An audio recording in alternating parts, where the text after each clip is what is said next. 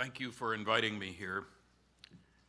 As a retired nuclear physicist who has been studying the evidence about UFOs since 1958, and since 1967 has given well over 700 lectures in all 50 states, 10 Canadian provinces, and 18 other countries, I have reached four major conclusions.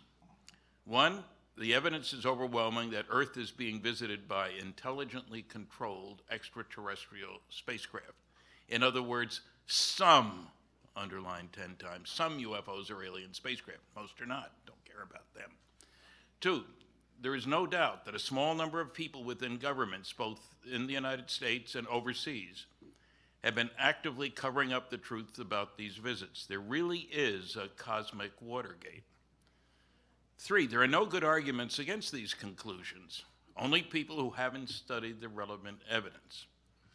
And four, flying saucer visitations and the cosmic Watergate represent the biggest story of the millennium. And I should say that I prefer the term flying saucer because all flying saucers are UFOs. Very few UFOs are flying saucers. All great-grandfathers are men. Not all men are great-grandfathers. I'm interested in the flying saucers, not the UFOs. The basis for these conclusions: A, there are at least 5 large-scale scientific studies which provide substantial evidence. These include Project Blue Book Special Report number 14, the largest study ever done for the United States Air Force, covering more than 3,200 cases with more than 200 charts, tables, graphs, and maps. It is quality evaluation, cross-comparison between unknowns and knowns. The official press release lied about the data. I'll document that in a minute. It is almost never referenced by UFO debunkers.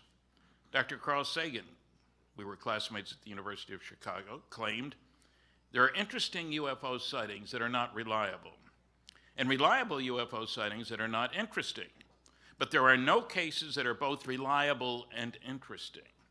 This statement was not backed up by reference to data, but is directly contradicted by the Blue Book Special Report 14 data. It was found that the more reliable the case, the more likely to be unexplainable. United States Air Force Secretary Donald Quarles, in the very widely distributed press release when the 1955 study was completed, flat out lied. It's a strong statement, and I'm sorry to make it, but it's true. He stated, quote, "We believe that no objects such as those popularly described as flying saucers have overflown the United States.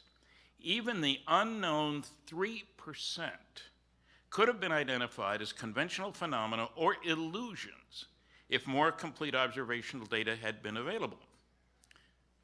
The fact of the matter in the report that he was talking about is that the unknowns comprise 21.5% of the cases, completely separate from the 9.3% listed as insufficient information. The 3% number was a lie. Furthermore, a statistical comparison of the unknowns and knowns showed that the probability that the unknowns were just misknowns was less than 1%. It must further be noted that the press release did not give the title of the report or the company that did the work, Battelle Memorial Institute. If they'd given the title, surely some newsman would have said, "Hey, what happened to reports 1 through 13? I'd never heard about them." The correct answer, had it been given, would have been that they were all classified. It's a very valuable source of information, this report. It's funny how the debunkers never talk about it. Another primary source of valuable data, which should be of interest to you all, are the congressional hearings of July 29th, 1968, which included testimony from 12 scientists. The most important paper was by Dr. James E. McDonald, professor of physics at the University of Arizona. He had talked to 500 witnesses, but he presented 41 outstanding cases, including multiple witness radar visual sightings, sightings by pilots, by astronomers, by meteorologists.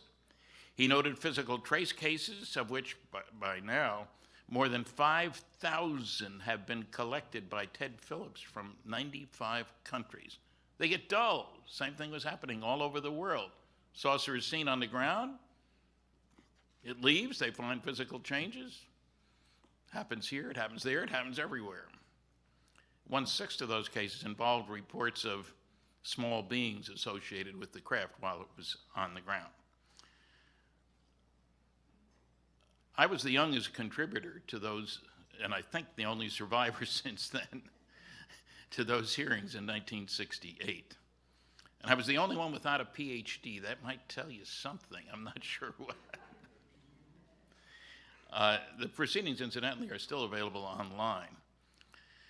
One of the contributors was Dr. J. Allen Hynek, chairman of the astronomy department at Northwestern University, and for 20 years, United States Air Force scientific consultant to Project Blue Book.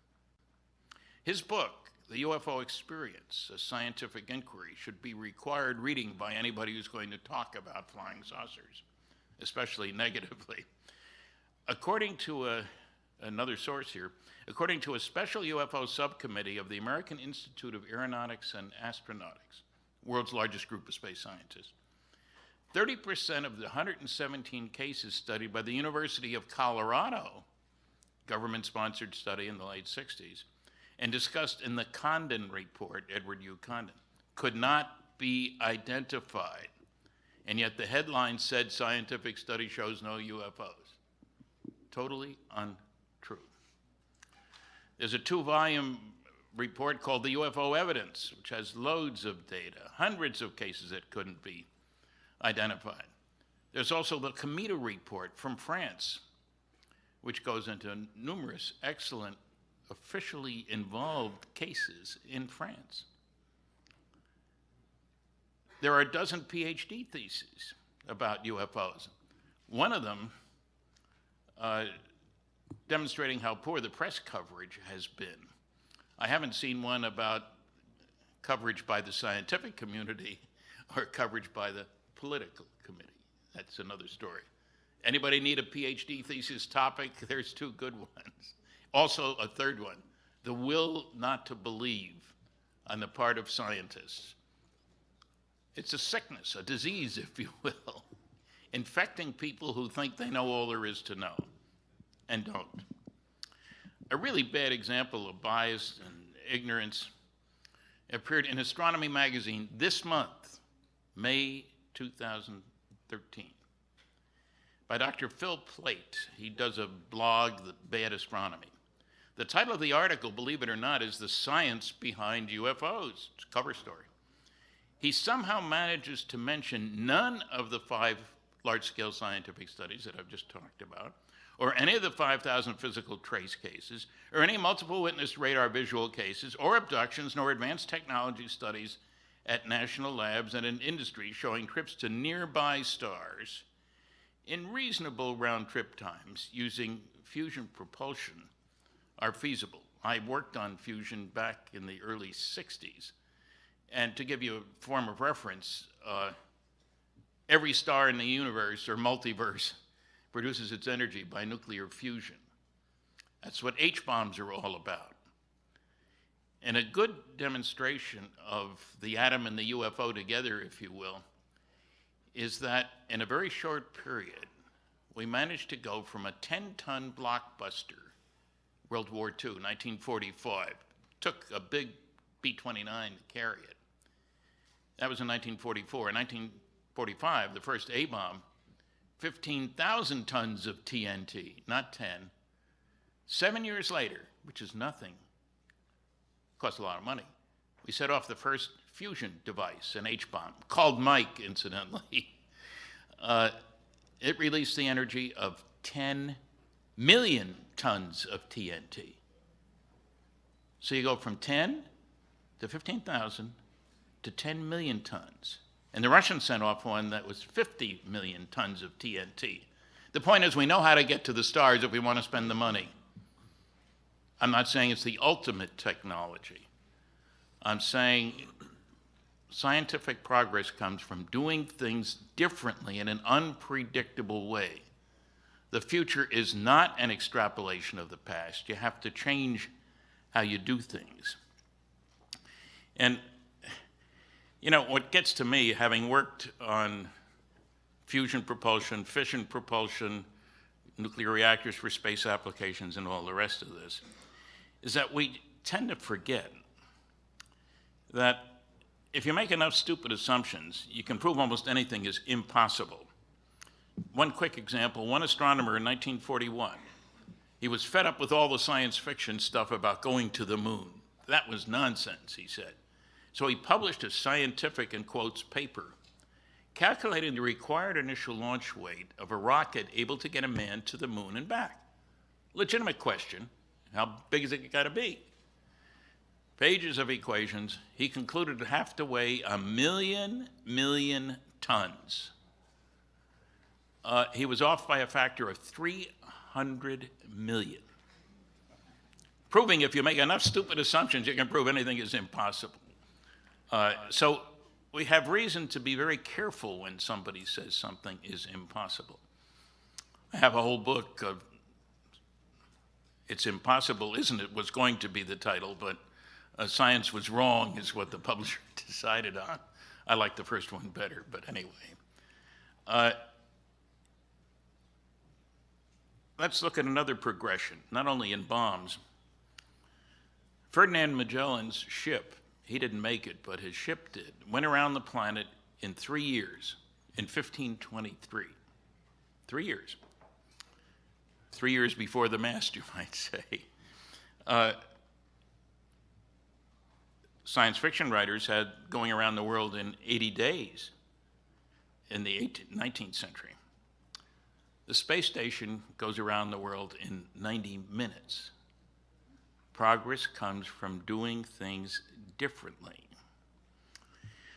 A second problem I found, I worked under security for 14 years for major companies like GE, GM, Westinghouse, McDonnell-Douglas, TRW Systems, Aerojet General Nucleonics. I set a record for working on canceled government-sponsored research and development program. Not intentionally, you understand.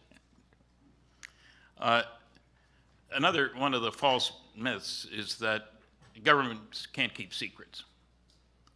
2 astronomers have demonstrated this. Dr. Seth Shostak of the SETI Institute, you know, S-E-T-I, that stands for Silly Effort to Investigate, incidentally. That's another story which I've written about in the book.